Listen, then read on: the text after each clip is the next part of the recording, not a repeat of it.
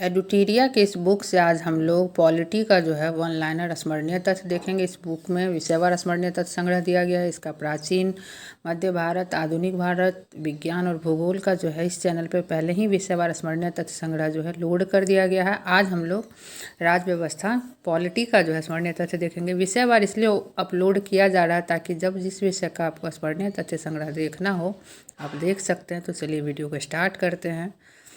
Regulating act अधिनियम को पारित किया गया है तो कब किया गया है? 1773 ईस्वी में।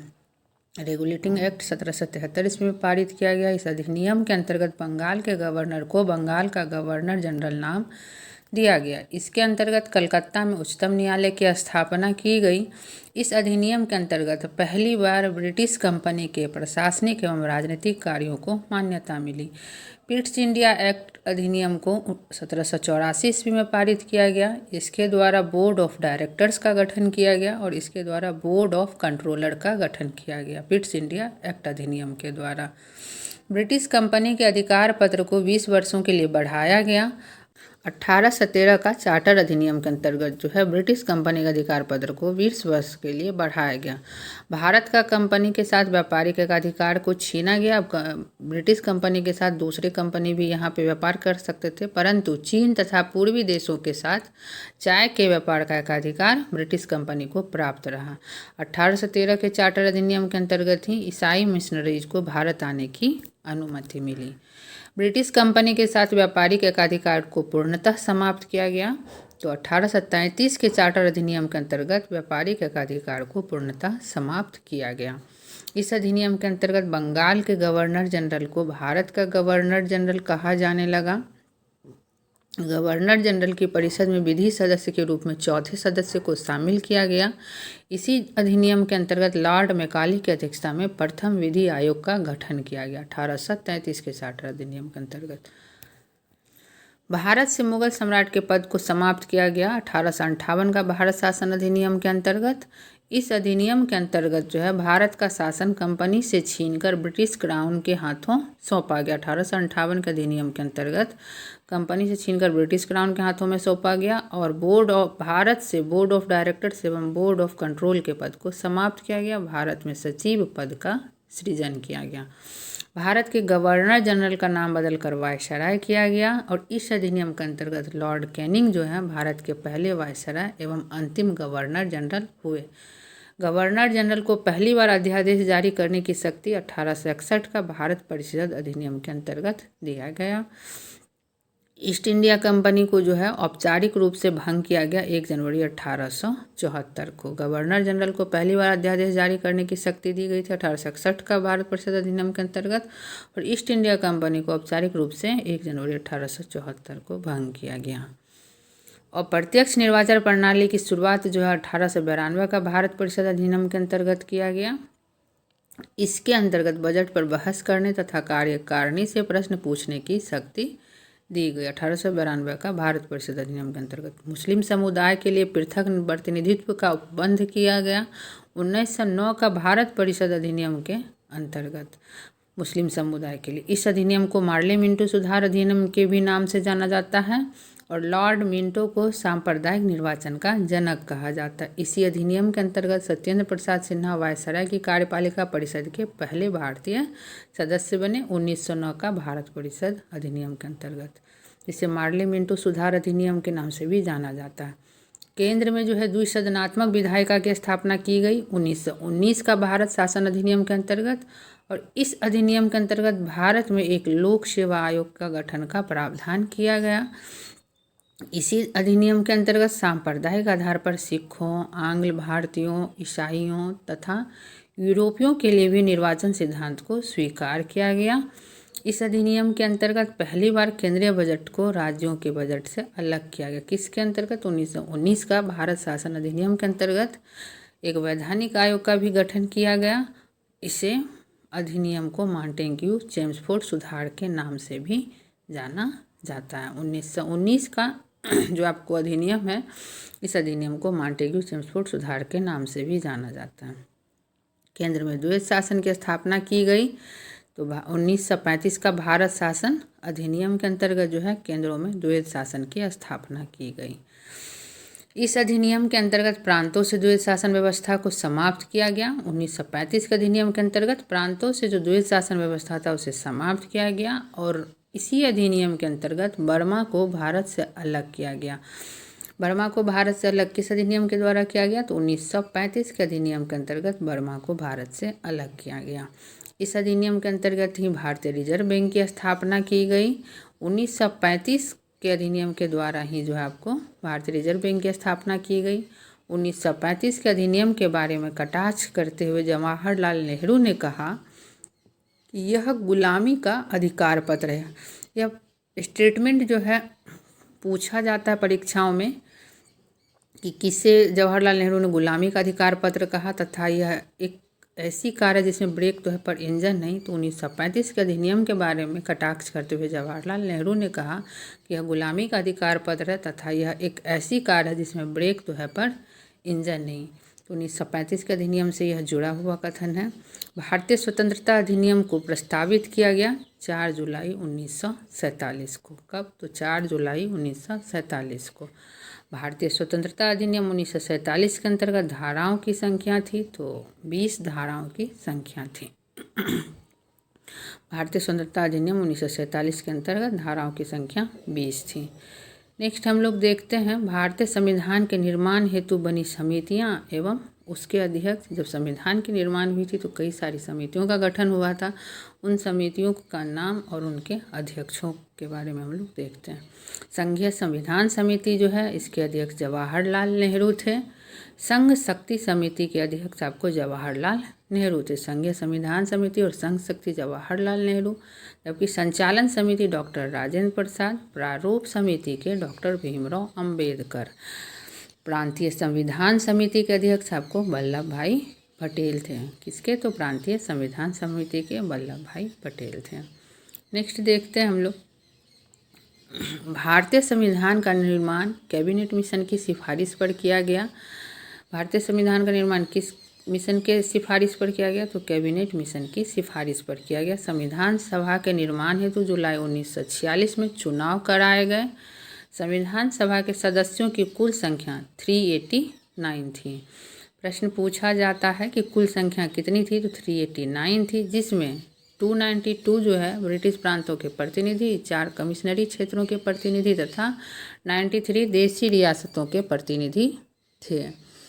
संविधान सभा के सदस्यों की कुल संख्या 389, 292 ब्रिटिश प्रांतों के प्रतिनिधि, 4 कमिश्नरी क्षेत्रों के प्रतिनिधि तथा 93 देशी रियासतों के प्रतिनिधि थे। यह डेटा याद रखिएगा। संविधान सभा की पहली बैठक 9 दिसंबर 1946 को हुई और संविधान सभा के पहले अस्थायी अध्यक्ष जो 9 दिसंबर 1946 को जो संविधान सभा की बैठक हुई थी उसके अस्थायी अध्यक्ष डॉक्टर सच्चिदानंद सिन्हा थे। तो अस्थायी अध्यक्ष कौन थे? तो सच्चिदानंद सिन्हा थे। परंतु जब 2 दिन बाद 11 दिसंबर 1946 को डॉक्टर राजेंद्र प्रसाद को संविधान सभा का बैठक हुआ तो उसमें अस्थायी अध्यक्ष चुना गया। तो प्रश्न दोनों तरह से पूछा जाता है कि पहली बैठक कब हुई थी? तो 9 दिसंबर 1946 को। उसके अध्यक्ष कौन थे? तो डॉक्टर सच्चिदानंद सिन्हा थे, वो अस्थायी अध्यक्ष थे। परंतु जब 2 दिन बाद पुनः 11 दिसंबर 1946 को दूसरी बैठक हुई तो उस समय अस्थायी अध्यक्ष डॉक्टर राजेंद्र प्रसाद को चुना गया। संविधान सभा में महिला सदस्यों की संख्या 15 थी, जिसमें बेगम एजाज रसूल एकमात्र मुस्लिम महिला सदस्य थी। 15 महिला सदस्यों में एक महिला सदस्य जो थी मुस्लिम थी, जिनका नाम था बेगम एजाज रसूल, मुस्लिम महिला सदस्य थी। संविधान सभा के समक्ष 13 दिसंबर 1946 को जवाहरलाल नेहरू के द्वारा उद्देश्य प्रस्ताव पेश किया गया। तो उद्देश्य प्रस्ताव कब पेश किया गया? 13 दिसंबर 1946 को। किसके द्वारा? तो जवाहरलाल नेहरू के द्वारा। पुनः 22 जनवरी 1947 को संविधान सभा द्वारा उद्देश्य प्रस्ताव को स्वीकार किया गया। तो उद्देश्य प्रस्ताव पेश किया गया था देखिए 13 दिसंबर 1946 को और उद्देश्य प्रस्ताव को स्वीकार किया गया 22 जनवरी 1947 को। 29 अगस्त 1947 को प्रारूप समिति का गठन किया गया, जिसके सदस्य की संख्या जो थी 7 थी। प्रारूप समिति का गठन कब किया गया? 29 अगस्त 1947 को। और सदस्यों की संख्या कितनी थी इसकी? तो 7 थी। प्रारूप समिति के सदस्यों की संख्या 7 थी। नेक्स्ट है, भारतीय संविधान को 26 नवंबर 1949 को संविधान सभा द्वारा पारित किया गया। संविधान सभा द्वारा पारित कब किया गया भारतीय संविधान को? तो 26 नवंबर 1949 को। उसी दिन संविधान को जो है आपको पारित किया गया। भारत के मूल संविधान में 22 भाग, 395 अनुच्छेद तथा 8 अनुसूचियाँ थीं। मूल संविधान में कितने भाग थे? तो 22 भाग थे और 395 अनुच्छेद तथा 8 अनुसूचियाँ थीं। संविधान सभा की अंतिम बैठक आपको 24 जनवरी 1950 ईस्वी को हुई। अंतिम बैठक कब हुई? तो 24 जनवरी 1950 को। भारत के लिए अलग संविधान सभा के गठन हेतु संविधान सभा का सबसे पहले विचार स्वराज पार्टी ने 1924 ईस्वी में दिया था। भारतीय संविधान की प्रस्तावना को संविधान की कुंजी के.एम. मुंशी ने कहा था। किस वाद ने प्रस्तावना को संविधान का भाग नहीं माना? तो वीरूवारी वाद ने नहीं माना। किस वाद ने प्रस्तावना को संविधान का भाग माना? केशवानंद भारती वाद ने माना। 42वें संविधान संशोधन अधिनियम 1976 के द्वारा प्रस्तावना में जोड़े गए शब्द हैं समाजवादी, पंथनिरपेक्ष, अखंडता। संविधान की प्रस्तावना में कितने प्रकार का न्याय एवं स्वतंत्रता का उल्लेख क्रमशः मिलता है? तो 3 प्रकार का न्याय एवं 5 प्रकार की स्वतंत्रता का उल्लेख मिलता है। भारतीय संविधान के स्रोतों को देखते हैं कि भारतीय संविधान के स्रोत किस किस देश से आए हैं। तो अमेरिका से जो आया है उन्हें हम लोग देखते हैं। प्रस्तावना आपको अमेरिका से लिया गया है। प्रस्तावना, मौलिक अधिकार, न्यायपालिका की स्वतंत्रता, न्यायिक पुनरावलोकन, संविधान की सर्वोच्चता, राष्ट्रपति पर महाभियोग, वित्तीय आपात, यह सब जो है अमेरिका के संविधान से लिया गया है। ब्रिटेन के संविधान से हम लोग देखेंगे तो एकल नागरिकता, विधि निर्माण की प्रक्रिया, विधि का शासन, संसदीय विशेषाधिकार, संसदात्मक शासन प्रणाली ब्रिटेन की संविधान से लिया गया है। नेक्स्ट देखते हैं, ऑस्ट्रेलिया के संविधान से आपको प्रस्तावना की भाषा, संसद का संयुक्त अधिवेशन, समवर्ती सूची, केंद्र एवं राज्यों के बीच शक्ति का विभाजन, यह सब जो है ऑस्ट्रेलिया से लिया गया है। आयरलैंड के संविधान से आपको नीति निर्देशक सिद्धांत, राष्ट्रपति के निर्वाचक मंडल की व्यवस्था, राष्ट्रपति द्वारा राज्यसभा में व्यक्तियों का मनोनयन आयरलैंड से लिया गया है। संघात्मक विशेषता, अवशिष्ट शक्तियाँ, राज्यपाल की नियुक्ति प्रक्रिया, यह सब कनाडा से लिया गया है। दक्षिण अफ्रीका से संविधान संशोधन की प्रक्रिया, राज्यसभा के सदस्यों का निर्वाचन लिया गया है। जर्मनी से जो है आपको आपातकाल की व्यवस्था, रूस से मौलिक कर्तव्य और जापान से विधि द्वारा स्थापित प्रक्रिया लिया गया है। राज्य पुनर्गठन आयोग के अध्यक्ष थे तो फजल अली जो थे अध्यक्ष थे और इसके सदस्य कौन थे? तो हृदयनाथ कुंजरू एवं के.एम. पनिकर जो थे सदस्य थे फजल अली आयोग के। राज्य पुनर्गठन अधिनियम को पारित 1956 ईस्वी में किया गया था। भाषा के आधार पर गठित होने वाला भारत का पहला राज्य आंध्र प्रदेश है। भारत में क्षेत्रीय परिषद की कुल संख्या 5 है। नेक्स्ट है, भारतीय राज्य व्यवस्था के विभिन्न पदाधिकारियों को प्राप्त होने वाले वेतन एवं पेंशन का उल्लेख 2वीं अनुसूची में किया गया है। विभिन्न पदाधिकारियों द्वारा ली जाने वाली शपथ का उल्लेख 3वीं अनुसूची में किया गया है। विभिन्न राज्यों एवं संघीय क्षेत्रों की राज्यभाषा में प्रतिनिधित्व का उल्लेख 4वीं अनुसूची में किया गया है। अनुसूचित जाति एवं अनुसूचित जनजाति के क्षेत्रों के प्रशासन और नियंत्रण का उल्लेख जो है 5वीं अनुसूची में किया गया है। असम, मेघालय, त्रिपुरा एवं मिजोरम राज्यों के जनजातीय क्षेत्रों के प्रशासन का उल्लेख 6वीं अनुसूची में किया गया है। संघ सूची, राज्य सूची एवं समवर्ती सूची का उल्लेख जो है 7वीं अनुसूची में किया गया है। भारत की 22 भाषाओं का उल्लेख 8वीं अनुसूची में किया गया है। राज्य द्वारा संपत्ति के अधिग्रहण की विधियों का उल्लेख 9वीं अनुसूची में किया गया है। दल बदल से संबंधित प्रावधानों का उल्लेख 10वीं अनुसूची में है। पंचायती राज संस्थानों को कार्य करने हेतु 29 विषय प्रदान किए गए हैं 11वीं अनुसूची में अनुच्छेद 243 जे के तहत। शहरी क्षेत्रों की स्थानीय स्वशासन संस्थाओं को कार्य करने हेतु 18 विषय प्रदान किए गए हैं 12वीं अनुसूची में अनुच्छेद 243 डब्ल्यू के तहत। अब नेक्स्ट देखते हैं भारत के विभिन्न पदाधिकारियों के शपथ एवं त्याग पत्र कि कौन किस पद की शपथ किसे दिलाता है? राष्ट्रपति को शपथ आपको मुख्य न्यायाधीश दिलाता है और राष्ट्रपति उपराष्ट्रपति को त्यागपत्र देते हैं। उपराष्ट्रपति को शपथ राष्ट्रपति, प्रधानमंत्री को शपथ जब राष्ट्रपति दिलाते हैं, मुख्य न्यायाधीश को भी राष्ट्रपति ही शपथ दिलाते हैं। राज्यपाल को राज्य के मुख्य न्यायाधीश, मुख्यमंत्री को शपथ राज्यपाल दिलाते हैं। उपराष्ट्रपति जो है अपना त्यागपत्र किसे देगा? तो राष्ट्रपति को देगा, जबकि प्रधानमंत्री आपको अपना त्यागपत्र राष्ट्रपति को देगा। उपराष्ट्रपति और प्रधानमंत्री राष्ट्रपति को, मुख्य न्यायाधीश भी राष्ट्रपति को, राज्यपाल भी जो है राष्ट्रपति को ही त्यागपत्र देता है, जबकि मुख्यमंत्री राज्यपाल को त्यागपत्र देता है। विभिन्न पदाधिकारियों का मासिक वेतन देखते हैं तो राष्ट्रपति को 5 लाख, उपराष्ट्रपति को 4 लाख, लोकसभा अध्यक्ष को भी 4 लाख, राज्यपाल को 3,50,000, मुख्य निर्वाचन आयुक्त को 2,50,000 मासिक वेतन है, मंथली। नेक्स्ट है भारतीय संविधान के भाग एवं अनुच्छेद, तो हम इन्हें देखते हैं। भाग, अनुच्छेद और उन अनुच्छेदों में उल्लेख। भाग 1 से 4 तक इसके अंतर्गत अनुच्छेद आते हैं। संघ एवं उसका राज्य क्षेत्र का इसमें उल्लेख मिलता है। भाग 2 में अनुच्छेद 5 से 11 तक है और नागरिकता का उल्लेख है। भाग 3 में 12 से 35 तक अनुच्छेद है, जिसमें मौलिक अधिकार का आपको उल्लेख मिलेगा। भाग 4 में अनुच्छेद जो है 36 से 51 तक है, जिसमें नीति निर्देशक तत्व का उल्लेख है। 4 क में आपको अनुच्छेद 51 क है और मूल कर्तव्य का जो है उसमें उल्लेख है।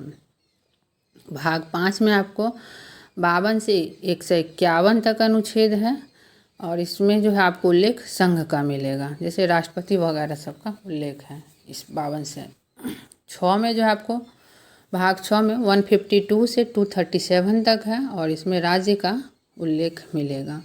भाग 7 में 238 है अनुच्छेद, सिर्फ पहली अनुसूची के भाग ख में उल्लेखित राज्य का इसमें उल्लेख है। भाग 8 में 239 से 242 तक अनुच्छेद है आपको और संघ राज्य क्षेत्र का इसमें उल्लेख मिलता है इन अनुच्छेदों में। भाग 9 में 243 क से 9 तक का जो है उल्लेख है और इसमें जो है पंचायत का उल्लेख किया गया है। भाग 9 क में 243 तो से लेके आपको 243 यो 6 तक आता है अनुच्छेद और इसमें नगर पालिका का जो है उल्लेख है। 9 के ख में 243 यो जो से लेके यो 9 तक इसके अंतर्गत अनुच्छेद आता है, जिसमें सहकारी समिति का उल्लेख है। भाग 10 में सिर्फ एक ही अनुच्छेद है 244 अनुसूचित जाति और जनजातीय क्षेत्र का उल्लेख है। भाग 11 में आपको 245 से 263 तक अनुच्छेद है। संघ और राज्यों के मध्य संबंध का इसमें उल्लेख आपको मिलता है।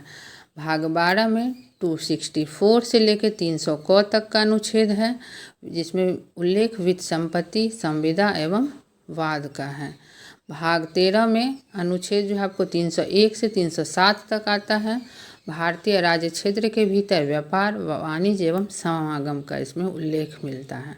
भाग 14 में जो है आपको 308 से लेकर 323 तक अनुच्छेद आता है। इसमें संघ एवं राज्यों के अधीन सेवाओं का उल्लेख है।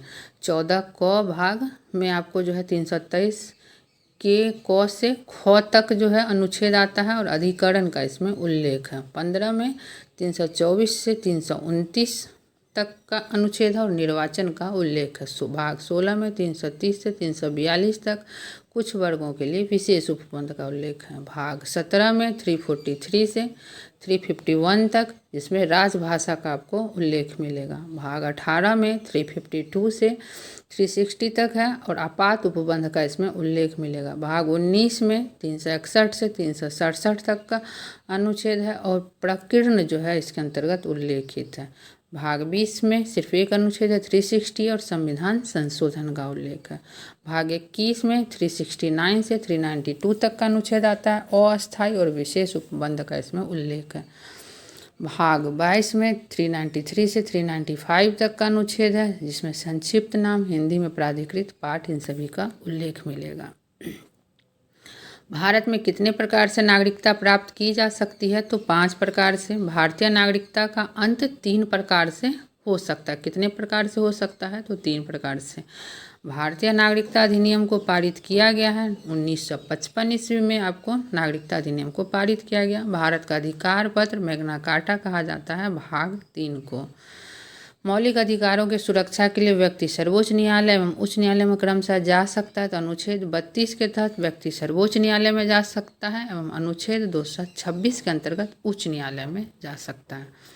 संपत्ति के अधिकार को मौलिक अधिकार से कब हटाया गया? तो 44वां संविधान संशोधन अधिनियम 1978 के तहत, 44वां संविधान संशोधन के तहत। विधि के समक्ष समता का अधिकार की बात की गई अनुच्छेद 14 में। जाति, धर्म, नस्ल, लिंग, जन्म स्थान के आधार पर भेदभाव को निषेध का वर्णन किया गया अनुच्छेद 15 के तहत। लोक नियोजन के विषय में अवसर की समता की बात की गई है अनुच्छेद 16 के अंतर्गत। और नेक्स्ट अनुच्छेद देखते हैं। अस्पृश्यता के अंत का उल्लेख किया गया है अनुच्छेद 17 में। उपाधियों के अंत का उल्लेख आपको अनुच्छेद 18 में किया गया है। स्वतंत्रता के अधिकारों का उल्लेख आपको अनुच्छेद 19 में किया गया है। अपराधों के दोष सिद्धि के संबंध में संरक्षण का उल्लेख अनुच्छेद 20 में किया गया है। प्राण एवं दैहिक स्वतंत्रता का उल्लेख अनुच्छेद 21 में किया गया है। 6 से 14 वर्ष की आयु के बच्चे को निःशुल्क तथा अनिवार्य शिक्षा का उल्लेख अनुच्छेद 21 क में किया गया है। कुछ दशाओं में गिरफ्तारी और निरोध में संरक्षण का उल्लेख आपको अनुच्छेद 22 में किया गया है। अनुच्छेद 23 में मानव के साथ दुर्व्यवहार एवं बलात्श्रम का प्रतिषेध का उल्लेख किया गया है अनुच्छेद 23 में। और अनुच्छेद 24 में जो है 14 वर्ष से कम आयु के बच्चे को कारखानों में कार्य करने हेतु प्रतिषेध का उल्लेख किया गया है अनुच्छेद 24 में। मौलिक अधिकार से जुड़े हुए अनुच्छेदों को देखते हैं। अनुच्छेद 14 से 18 तक जो है समता या समानता का अधिकार का बात करता है। अनुच्छेद 19 से 22 तक के बीच जो है हमें स्वतंत्रता का अधिकार मौलिक अधिकार के रूप में दिया गया है। अनुच्छेद 23 से 24 शोषण के विरुद्ध अधिकार है। अनुच्छेद 25 से 28 धार्मिक स्वतंत्रता का अधिकार। अनुच्छेद 29 से 30 संस्कृति और शिक्षा संबंधी अधिकार है। क्योंकि अनुच्छेद 32 जो है संवैधानिक उपचारों का अधिकार है। इस तरह हमें 6 मौलिक अधिकार मिले हैं। अनुच्छेद 19 के अंतर्गत में भारतीय संविधान में कितने स्वतंत्रता का उल्लेख है? तो 6 स्वतंत्रता का उल्लेख है। प्रेस की स्वतंत्रता का उल्लेख आपको अनुच्छेद 19A के अंतर्गत आता है। अब स्वतंत्रता का अधिकार का हम लोग देखते हैं। अनुच्छेद 19A में बोलने की स्वतंत्रता, अनुच्छेद 19B में शांतिपूर्ण सभा करने की स्वतंत्रता, अनुच्छेद 19C में संघ बनाने की स्वतंत्रता, जबकि अनुच्छेद 19D में आवागमन की स्वतंत्रता, अनुच्छेद 19E में निवास करने एवं बसने की स्वतंत्रता, अनुच्छेद 19G में व्यापार करने एवं जीविका चलाने की स्वतंत्रता का उल्लेख है।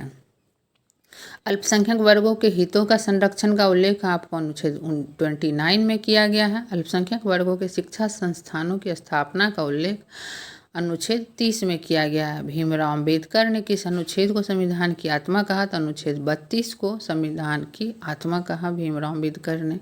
अनुच्छेद 32 के अंतर्गत कितने प्रकार के रिट जारी किए जाते हैं? तो 5। राज्यों की परिभाषा का आपको उल्लेख किया गया अनुच्छेद 36 में। किस अनुच्छेद में यह उल्लेखित है कि राज्य के नीति निर्देशक तत्वों को न्यायालय द्वारा लागू नहीं किया जा सकता? तो अनुच्छेद 37 में यह उल्लेख है कि नीति निर्देशक तत्व को न्यायालय द्वारा लागू नहीं किया जाता। राज्य लोक कल्याण का उल्लेख आपको अनुच्छेद 38 में किया गया है। समान कार्य के लिए समान वेतन का उल्लेख अनुच्छेद 39 को में किया गया है। ग्राम पंचायतों के संगठन का उल्लेख अनुच्छेद 40 में किया गया है।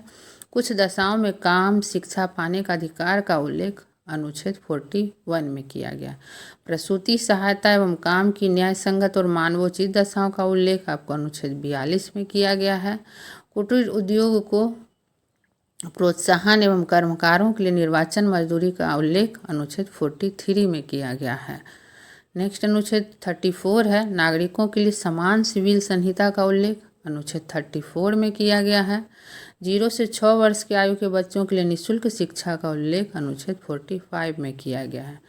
SC ST एवं दुर्बल वर्गों के शिक्षा और अन्य हितों की वृद्धि का उल्लेख अनुच्छेद 46 में किया गया है। जबकि मद्यपान निषेध, पोषाहार स्तर एवं लोक स्वास्थ्य का उल्लेख आपको अनुच्छेद 47 के अंतर्गत किया गया है।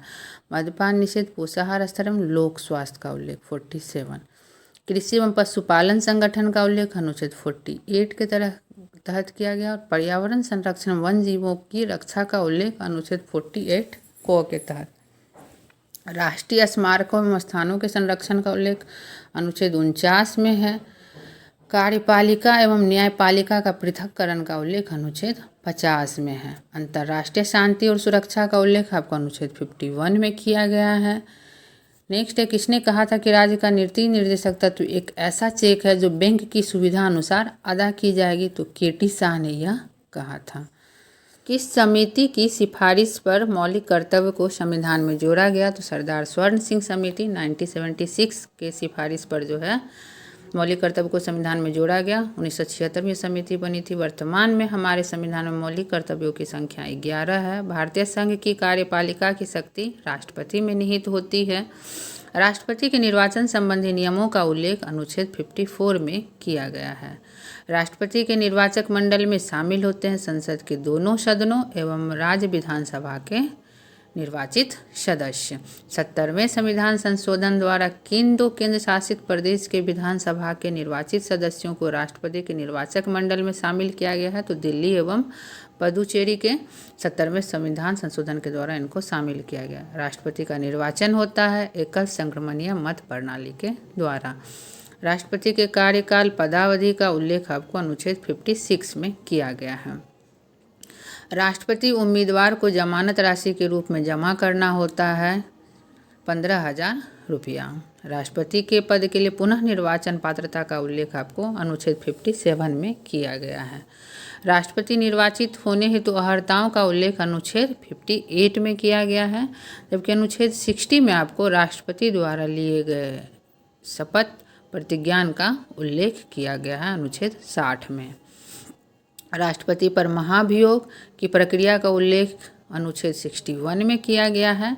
राष्ट्रपति द्वारा संसद के दोनों सदनों का संयुक्त अधिवेशन बुलाने का उल्लेख अनुच्छेद 108 में किया गया है। राष्ट्रपति द्वारा संसद के दोनों सदनों द्वारा पारित विधेयक पर सहमति अथवा रोक अथवा पुनर्विचार हेतु सदन को लौटाने का उल्लेख किया गया है अनुच्छेद 111 में। राष्ट्रपति को अध्यादेश जारी करने की शक्ति प्रदान की गई है अनुच्छेद 123 में। किसी भौगोलिक क्षेत्र को अनुसूचित क्षेत्र घोषित करने का संवैधानिक अधिकार राष्ट्रपति के पास है। किसके पास है? तो राष्ट्रपति के पास है अनुसूचित क्षेत्र को घोषित करने का संवैधानिक अधिकार।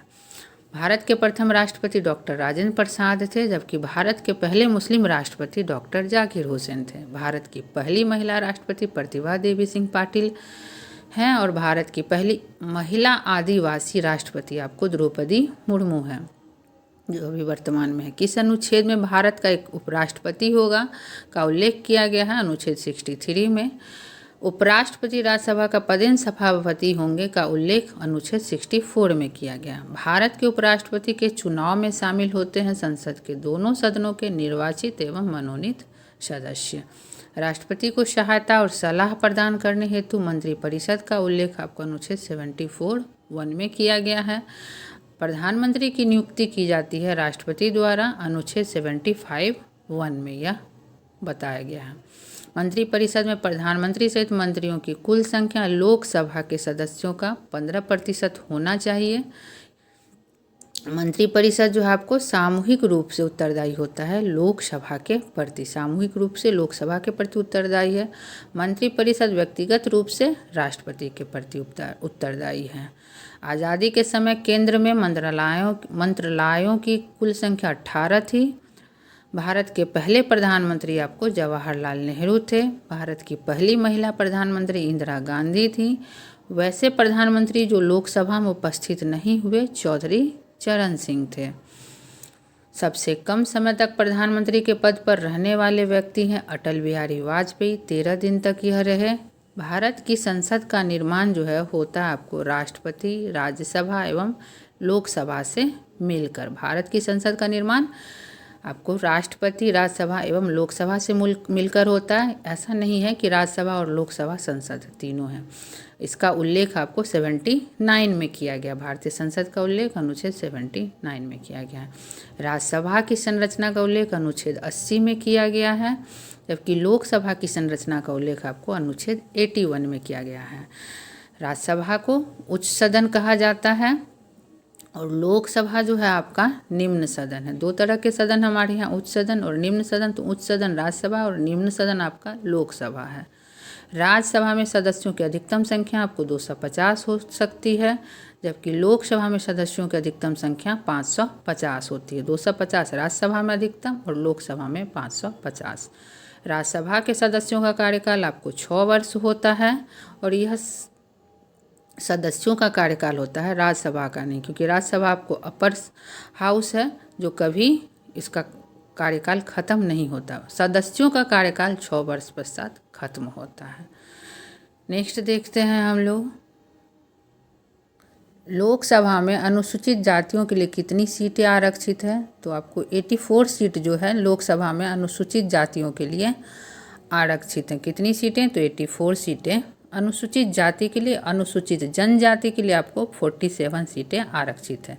तो लोकसभा में अनुसूचित जातियों के लिए 84 सीट और अनुसूचित जनजाति पूछा जाए तो 47 सीट।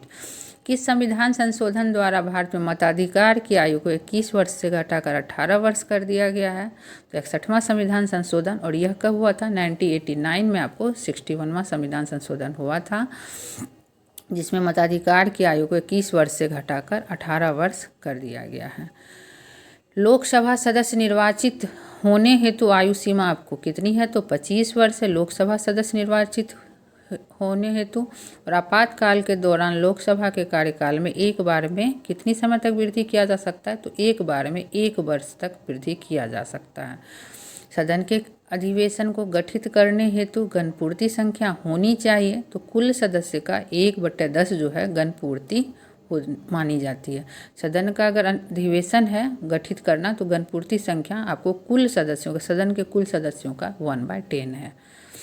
संयुक्त अधिवेशन की अध्यक्षता आपको लोकसभा अध्यक्ष द्वारा किया जाता है। अगर राज्यसभा और लोकसभा का संयुक्त अधिवेशन होता है तो उसकी अध्यक्षता लोकसभा अध्यक्ष द्वारा किया जाता है।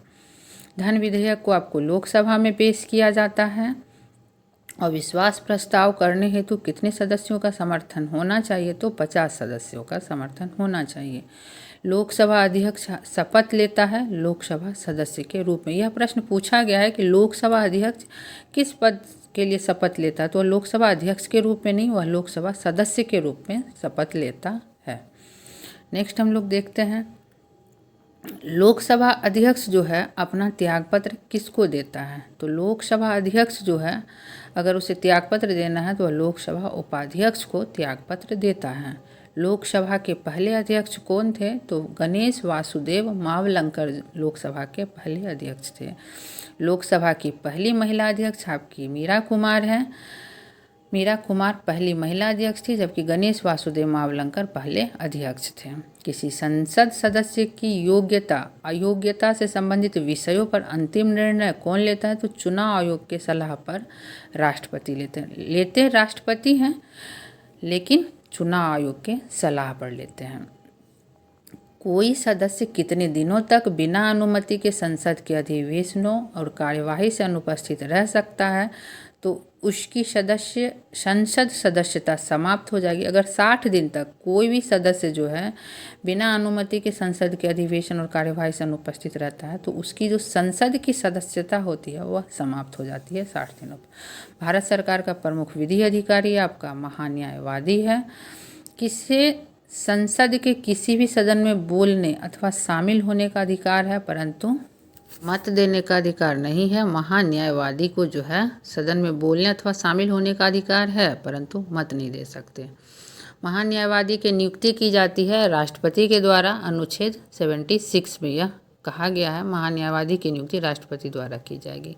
और नियंत्रक एवं महालेखा परीक्षक की नियुक्ति भी राष्ट्रपति द्वारा किया जाता है, लेकिन अनुच्छेद 148 के अंतर्गत यह कहा गया है। सार्वजनिक धन का संरक्षक माना जाता है नियंत्रक एवं महालेखा परीक्षक को। यह जो है सार्वजनिक धन का संरक्षक माना जाता है। नियंत्रक एवं महालेखा परीक्षक अपना प्रतिवेदन किसको सौंपता है? तो राष्ट्रपति को सौंपता है। भारत की संचित निधि का उल्लेख आपको अनुच्छेद 266 में किया गया है। भारत की संचित निधि पर भारित व्यय निम्न है। राष्ट्रपति का वेतन एवं अन्य भत्ता जो है यह भारत की संचित निधि पर भारित है। राज्यसभा सभापति एवं लोकसभा अध्यक्ष के वेतन एवं भत्ते यह भी संचित निधि पर है। सर्वोच्च न्यायालय एवं उच्च न्यायालय के न्यायाधीशों के वेतन एवं भत्ते, कोई ऐसा ऋण भार जिनका दायित्व तो भारत सरकार पर, यह सभी संचित निधि पर भारित है। भारत की आकस्मिक निधि का उल्लेख आपको अनुच्छेद 267 में किया गया, जबकि भारत आकस्मिक अधिनियम को पारित 1950 में किया गया था। सर्वोच्च न्यायालय के गठन संबंधी नियमों का उल्लेख अनुच्छेद 124 में किया गया है। सर्वोच्च न्यायालय के समस्त न्यायाधीशों की नियुक्ति आपको राष्ट्रपति द्वारा की जाती है।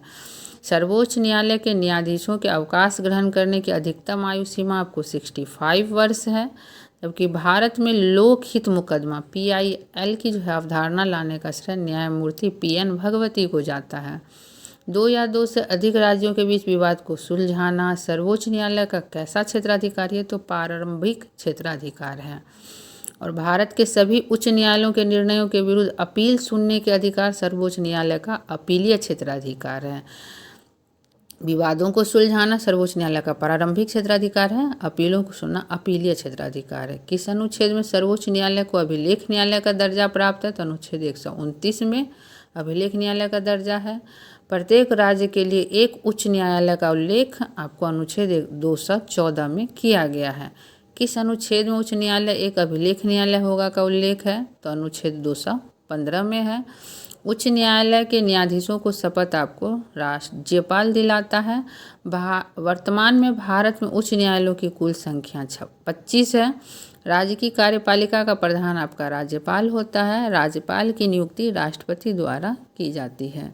राज्यपाल को पद एवं गोपनीयता की शपथ जो है उच्च न्यायालय का मुख्य न्यायाधीश दिलाता है, जबकि राज्य के समस्त कार्यपालिका कार्य संपादित राज्यपाल के नाम से किए जाते हैं।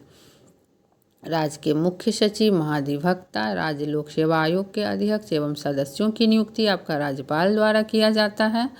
राज्य के विश्वविद्यालयों के कुलाधिपति आपके राज्यपाल होते हैं। नेक्स्ट है राज्य विधानमंडल को उनका 17वां अथवा विघटन करने का अधिकार जो है राज्यपाल का। 17वां सत्र का आह्वान और 17वां अथवा विघटन राज्यपाल के द्वारा।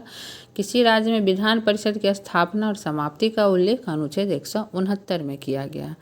विधानमंडल का उच्च सदन कहा जाता है विधान परिषद को। नेक्स्ट है विधान परिषद के सदस्यों की संख्या विधानसभा के कुल सदस्यों की संख्या का 1/3 भाग होना चाहिए, जबकि वर्तमान में 2022 तक भारत में कुल कितने राज्यों में विधान परिषद है? तो 6, 2022 तक का ही अप टू डेट है। 6 राज्यों में विधान परिषद है।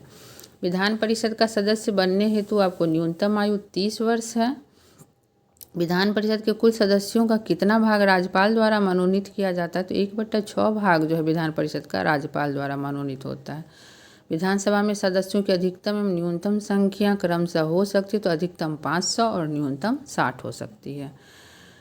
नेक्स्ट है विधानसभा का सदस्य बनने हेतु न्यूनतम आयु आपको 25 वर्ष है। मुख्यमंत्री की नियुक्ति राज्यपाल द्वारा की जाती है। राज्य मंत्री परिषद का प्रधान आपको मुख्यमंत्री होता है। मुख्यमंत्री के समस्त कार्यों का उल्लेख अनुच्छेद 167 में किया गया है।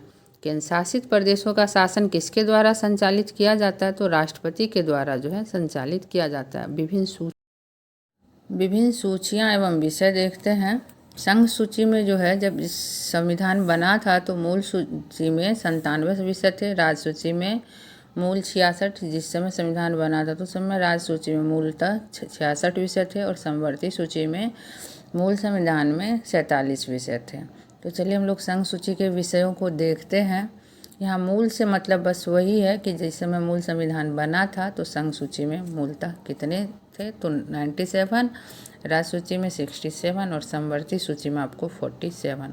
तो संघ सूची में आपको रक्षा, विदेश मामला, जनगणना, रेल परिवहन, टेलीफोन, डाक एवं तार, यह सब जो है संघ सूची के विषय हैं। और अंतर्राष्ट्रीय संधि। और राज्य सूची का विषय आपको कृषि, स्थानीय शासन, लोक व्यवस्था, कारागार, भू राजस्व, सिंचाई और पुलिस जो है राज्य सूची का विषय है। शिक्षा, समाचार पत्र, परिवार नियोजन, वन, जनसंख्या नियंत्रण, कारखाना, आर्थिक नियोजन, यह जो है आपको समवर्ती सूची का विषय है। नेक्स्ट है संसद को राष्ट्र हित को ध्यान में रख राज्य सूची के विषय पर कानून बनाने का अधिकार दिया गया है। तो अनुच्छेद 249 9 में दिया गया है। संसद को राष्ट्रहित को ध्यान में रखकर राज्य सूची के विषय पर कानून बनाने का अधिकार है, अनुच्छेद 249 के तरह। संसद को अंतर्राष्ट्रीय समझौते को प्रभावी बनाने हेतु राज्य सूची के विषय पर कानून बनाने का अधिकार अनुच्छेद 253 के तहत दिया गया है। और केंद्र राज्य संबंधों पर आधारित सरकारीय आयोग का गठन आपको 1983 ईस्वी में किया गया है। नेक्स्ट क्वेश्चन है आपका, सरकारीय आयोग ने केंद्र राज्य संबंध सुधार हेतु अंतिम रिपोर्ट कब पेश किया था? तो 1987 ईस्वी में जो है इन्होंने अपना रिपोर्ट पेश किया था। ध्यान दीजिएगा कि सरकारीय आयोग का गठन जो है आपको 1983 में किया गया था, जबकि अंतिम रिपोर्ट इन्होंने अपना 1987 में पेश किया था। 1983 इनका गठन का वर्ष है और 1987 रिपोर्ट पेश करने का है। केंद्र सरकार ने केंद्र राज्य संबंध की समीक्षा हेतु पंक्षी आयोग का गठन कब किया? तो 2007 ईस्वी में। पंक्षी आयोग भी जो है, इसे पुंछी आयोग भी कहा जाता है, यह भी केंद्र राज्य संबंध पर आधारित आयोग है। इसका गठन 2007 में हुआ था। अंतर्राज्यीय नदियों एवं नदी घाटियों के पानी से संबंधित विवादों का उल्लेख किया गया है अनुच्छेद 262 में। 262 जो है आपका अनुच्छेद, उसमें अंतर्राज्यीय नदियां एवं नदी घाटियों के पानी से संबंधित विवादों का उल्लेख है। केंद्र राज्य के मध्य समन्वय स्थापित करने हेतु अंतर्राज्यीय परिषद का गठन किया गया है अनुच्छेद 263 में। सीधा प्रश्न पूछ लेता है कि अंतर्राज्यीय परिषद का गठन किस अनुच्छेद में है? तो 263 में है। अंतर्राज्यीय परिषद का गठन 1990 में किया गया। योजना आयोग के स्थान पर आपको नीति आयोग का गठन किया गया था 1 जनवरी 2015 को। योजना आयोग के स्थान पर नीति आयोग का गठन किया गया 1 जनवरी 2015 को। नीति आयोग के अध्यक्ष आपको प्रधानमंत्री होते हैं, जबकि नीति आयोग के प्रथम उपाध्यक्ष आपके अरविंद पनगढ़िया थे। प्रथम उपाध्यक्ष कौन थे? तो अरविंद पनगढ़िया थे। नीति आयोग के प्रथम CEO आपको सिंधु श्री खुल्लर थे। और राष्ट्रीय विकास परिषद का गठन आपको किया गया था 6 अगस्त 1952 को। 6 अगस्त 1952 को राष्ट्रीय विकास परिषद का गठन किया गया था। नेक्स्ट हम लोग देखते हैं, राष्ट्रीय विकास परिषद के अध्यक्ष आपके कौन होते हैं? तो प्रधानमंत्री होते हैं। प्रधानमंत्री जो है राष्ट्रीय विकास परिषद के अध्यक्ष होते हैं। किसने राष्ट्रीय विकास परिषद को सुपर कैबिनेट कहकर संबोधित किया था? के संथानम ने। के संथानम ने राष्ट्रीय विकास परिषद को सुपर कैबिनेट कहकर संबोधित किया था। केंद्रीय वित्त आयोग के गठन का उल्लेख आपको किया गया अनुच्छेद 280 में। वित्त आयोग में अध्यक्ष सहित सदस्यों की कुल संख्या 5 होती है, जबकि वित्त आयोग में अध्यक्ष लगा के अगर सदस्यों की संख्या पूछे तो 5 और सिर्फ सदस्यों की संख्या तो 4 हो जाएगा। राज्य वित्त आयोग के गठन का प्रावधान किया गया है आपको अनुच्छेद 243I में। अनुच्छेद 243I में। केंद्रीय वित्त आयोग के पहले अध्यक्ष कौन थे? तो KC नियोगी जो थे केंद्रीय वित्त आयोग के पहले अध्यक्ष थे।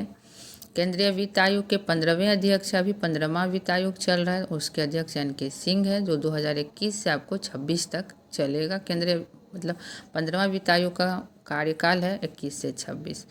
केंद्रीय वित्त आयोग का गठन किया जाता है राष्ट्रपति के द्वारा।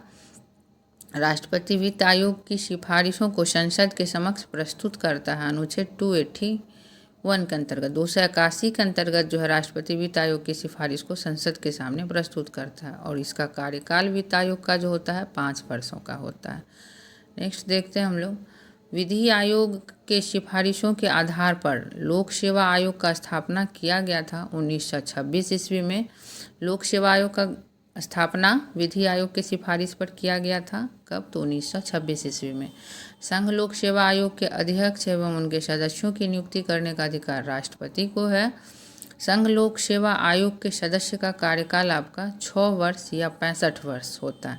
अगर 6 वर्ष पहले होगा तो 6 वर्ष उनका कार्यकाल होगा, परंतु अगर 65 वर्ष पहले होगा 6 वर्ष से तो वह उसका कार्यकाल होगा। जो पहले होगा वह उनका कार्यकाल होगा। राष्ट्रीय निर्वाचन आयोग की स्थापना की गई थी 25 जनवरी 1950 को। मुख्य निर्वाचन आयुक्त एवं अन्य सदस्यों की नियुक्ति की जाती है राष्ट्रपति के द्वारा। मुख्य निर्वाचन आयुक्त और उनके जो अन्य सदस्य होते हैं उसकी नियुक्ति राष्ट्रपति करते हैं। 1993 के बाद राष्ट्रीय निर्वाचन आयोग को बनाया गया 3 सदस्यीय आयोग। इससे पूर्व जो है राष्ट्रीय निर्वाचन आयोग 1 सदस्यीय था। मुख्य चुनाव आयुक्त का कार्यकाल होता है 6 वर्ष या 65 वर्ष। जो पहले पूरा हो, अगर 6 वर्ष पहले होगा तो इनका कार्यकाल 6 वर्ष होगा, और जो 65 वर्ष पहले होगा तो उनका कार्यकाल आपका 65 वर्ष पहले होगा। इसीलिए मुख्य चुनाव आयुक्त का कार्यकाल 6 वर्ष या 65 वर्ष, जो पहले होगा वो होगा। भारत में ईवीएम का पहली बार प्रयोग किया गया था 1982 में। और राज्य पूछा जाए तो केरल में जो है, भारत में केरल में 1982 में ईवीएम का पहली बार प्रयोग हुआ। ईवीएम का प्रयोग कर संपूर्ण चुनाव संपादित कराने वाला पहला राज्य आपका गोवा है। वीवीपैट का पूर्ण रूप आपका क्या है, तो वीवीपैट का पूर्ण रूप voter verifiable paper audit trail है। Voter verifiable paper audit trail है। किस वर्ष से चुनाव आयोग द्वारा फोटो युक्त पहचान पत्र का प्रयोग किया गया, तो 1993 ईस्वी में।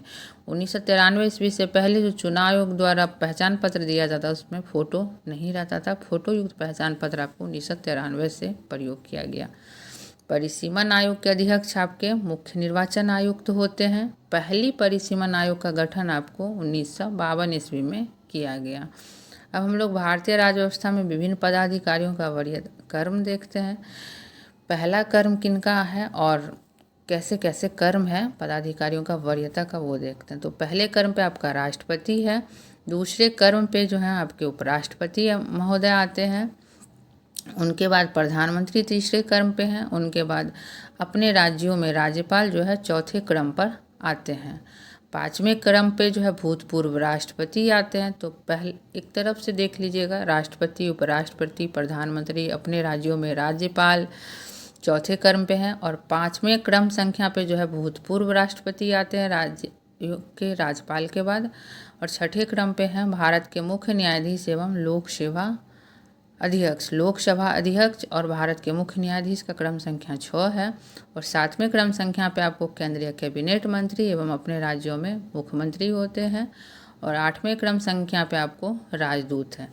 तो राज्यों में राज्यपाल के बाद भूतपूर्व राष्ट्रपति, फिर भारत के मुख्य न्यायाधीश एवं लोकसभा अध्यक्ष और केंद्रीय कैबिनेट मंत्री एवं अन्य राज्यों मुख्यमंत्री, राष्ट्रपति, उसके बाद उपराष्ट्रपति, फिर प्रधानमंत्री, फिर अपने राज्यों में राज्यपाल, उसके बाद भूतपूर्व राष्ट्रपति, भारत के मुख्य न्यायाधीश एवं लोकसभा अध्यक्ष भूतपूर्व राष्ट्रपति के बाद आते हैं। यह ध्यान रखिएगा। केंद्रीय कैबिनेट मंत्री एवं अपने राज्यों में मुख्यमंत्री उसके बाद आते हैं।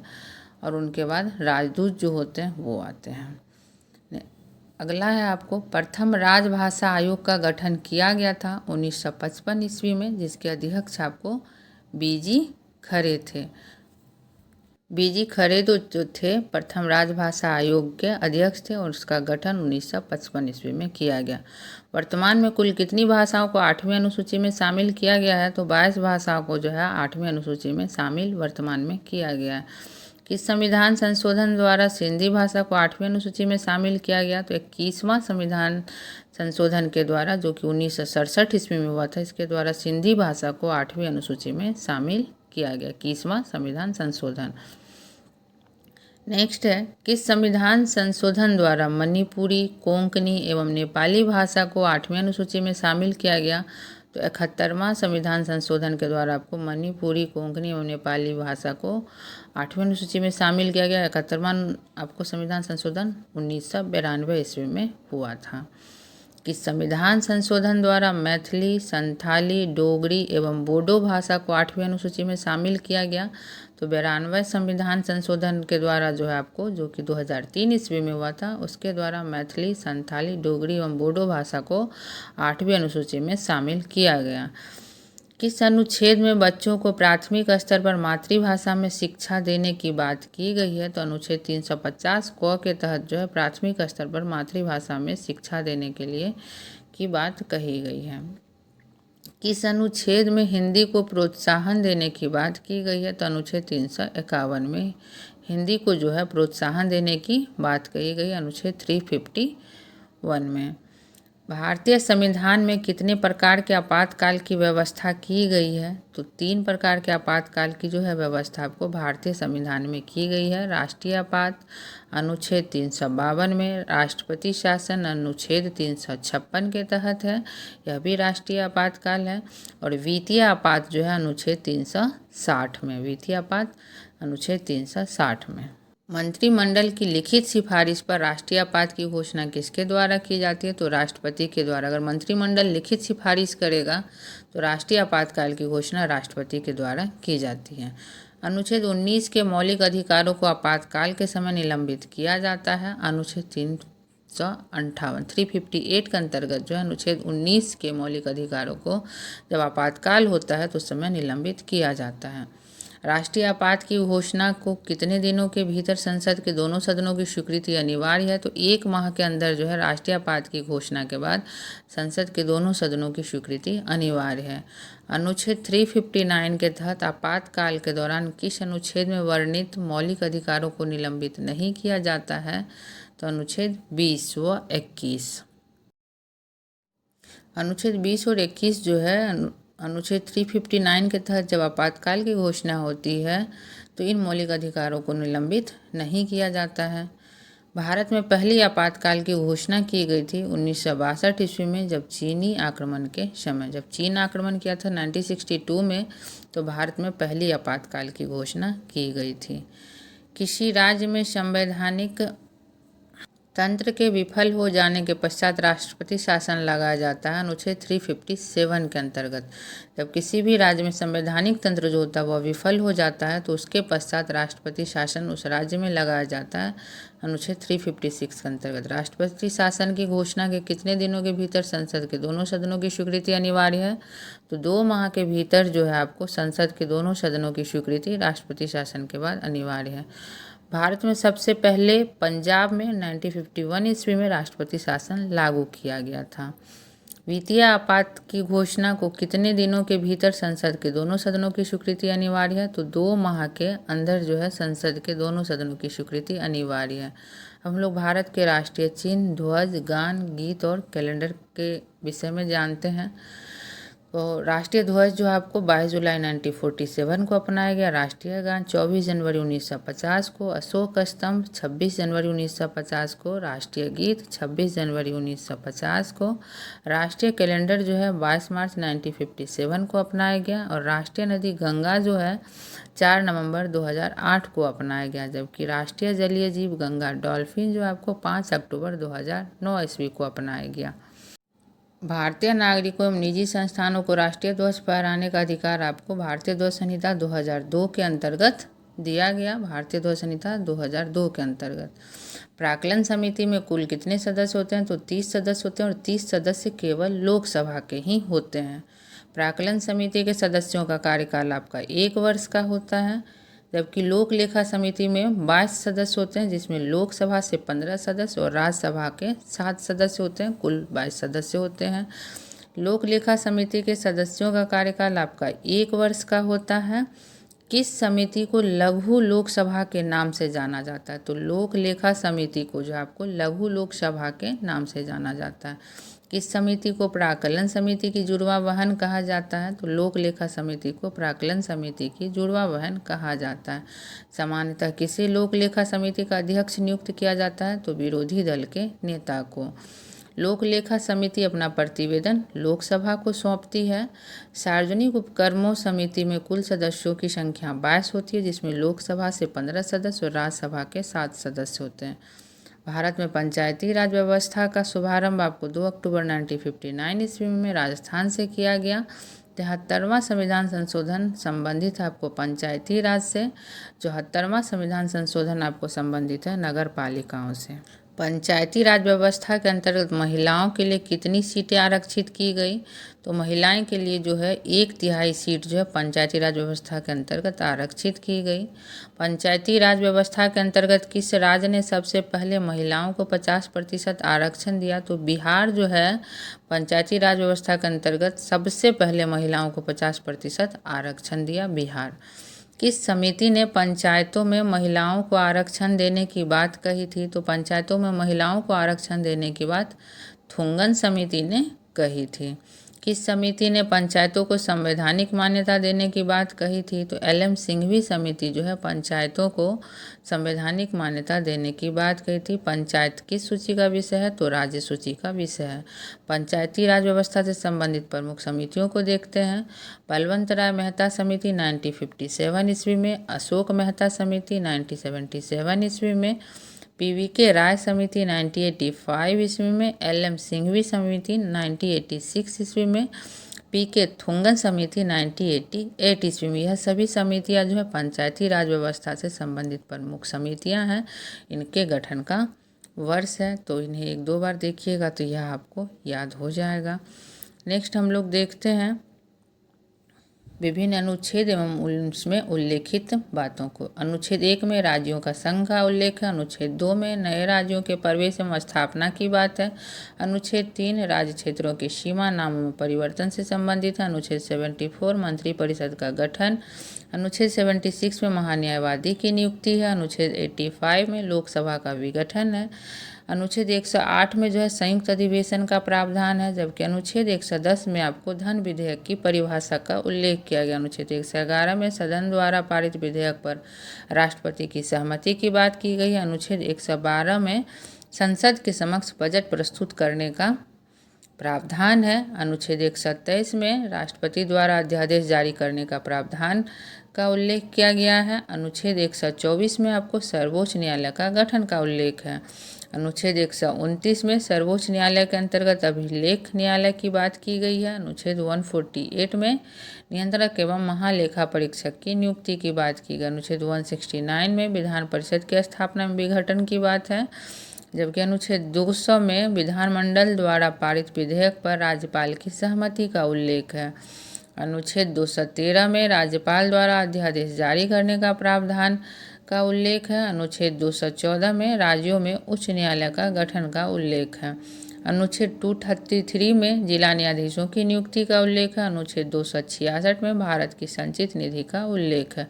अनुच्छेद 267 में भारत की आकस्मिक निधि का उल्लेख है। अनुच्छेद 280 में वित्त आयोग का गठन का बात किया गया है, जबकि 332 में विधानसभा में SC/ST के लिए आरक्षण की बात की गई है। अनुच्छेद 338 में राष्ट्रीय अनुसूचित जातीय आयोग की बात की गई है। अनुच्छेद 338 क में राष्ट्रीय अनुसूचित जनजातीय आयोग की स्थापना का उल्लेख किया गया है।